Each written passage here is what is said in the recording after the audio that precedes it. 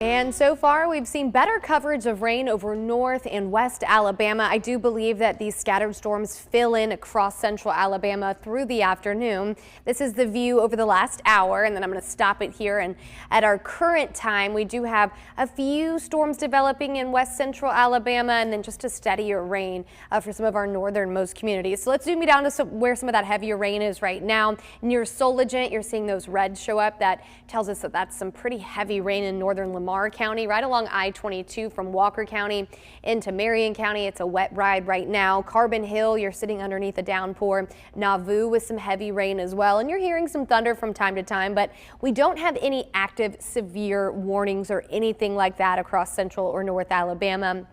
General rain and thunder for much of Coleman County, also much of Blount County, along I-65, a wet commute right now anywhere north of Birmingham. And then to the west, we're watching a few storms developing over eastern Mississippi that are starting to push into west central Alabama. One of those just south of Aliceville in southern Pickens County. Once again, no severe weather right now. We'll keep an eye on the radar though, because the Storm Prediction Center, I should say, has introduced a very low end marginal risk for a strong storm or two this afternoon. That would mainly be during those peak daytime heating hours.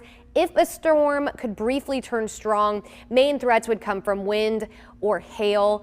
Overall threat, though, on the low side. So let's break it down hour by hour. This is a view of our future radar. I'm going to move the clock forward here and stop us during the early afternoon. So 2 o'clock, you start to see more of those storms kind of filling in West Alabama. Those will spread across central Alabama through the later part of the afternoon and into the evening hours. It doesn't rain everywhere all day long, but pretty likely you'll see at least some type of shower or storm today.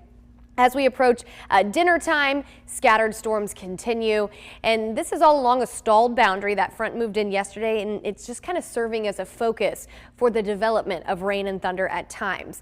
During the evening hours, once the sun goes down, we lose that daytime heating, and I believe the better coverage of rain will be fading away.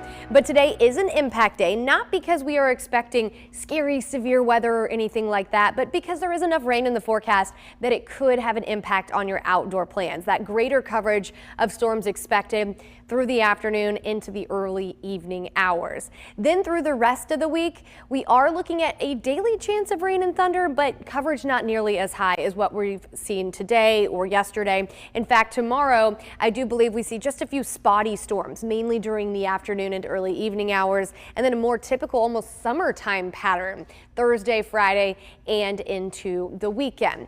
Before it's all said and done, we'll likely pick up anywhere from 1/2 to another 1.5 inches of rain, especially as we get a little bit later in the week and those storms become a bit more spotty. We will start to see those rain totals dwindle just a bit. And then looking ahead towards the weekend, isolated storm possible on Saturday. Most are dry. Sunday, a warm and humid day, and check out that high on Monday. We're trending drier and hotter with highs close to 90 degrees.